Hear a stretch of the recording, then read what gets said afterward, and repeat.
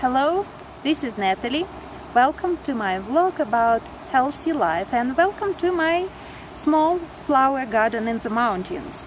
If you're new to my videos, I'm a ACE certified health coach and I like to study and share my knowledge about health by writing blogs and making videos like that.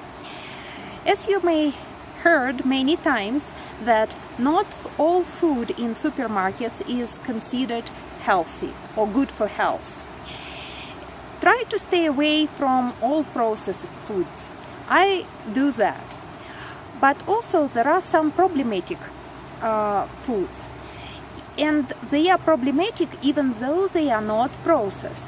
So in this video you will learn about these problematic foods and why they are problematic and what to do about that.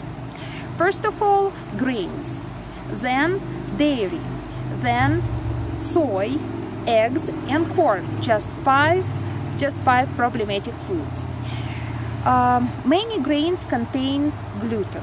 Gluten is a complex protein and it promotes so-called gut or intestinal permeability. It means it basically makes holes in our intestine. When gluten-containing food come into our digestive tract, it makes the lining of our intestine kind of holey. There are small holes and only particular molecules can get through that. But when gluten comes, those holes become larger and it gives a good chance for big molecules of foreign molecules to come into the blood. When those molecules come into the blood, the immune system turns on and attacks them because they are invaders. They are not supposed to be in the blood. And it means inflammatory reaction, inflammation. Plus, some molecules look like cells of your body, of your tissues, and immune system will attack also your body. And it means autoimmune reaction, and then sometime down the road it can be autoimmune disease, like for example Hashimoto, hypothyroidism. Then dairy. What's wrong about dairy? Lactose and casein. Lactose is very hard for human beings to digest. The same, by the way, about gluten. We don't have enzymes to digest gluten and lactose. Especially when we grow up, we lose many enzymes to digest lactose because we don't drink milk from our mothers all the time. So it's hard to get rid of lactose, to process it. Then casein. Unfortunately, casein shows very strong correlation with growth of cancer cells.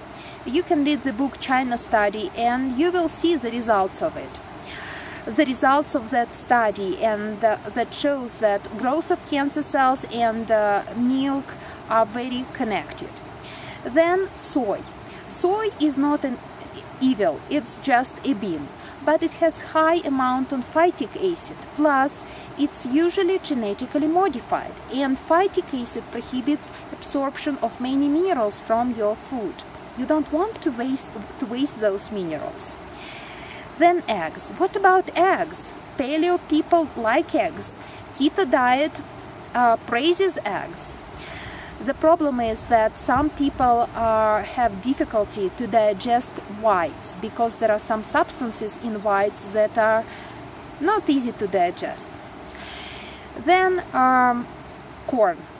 Corn is just a grain, but it can develop fungus, basically mold. And then mold produces mycotoxins, and they are toxins for our body. And it means inflammation. So what to do about all that? Does it mean you have to give up all these foods once and forever? My suggestion is look at your health.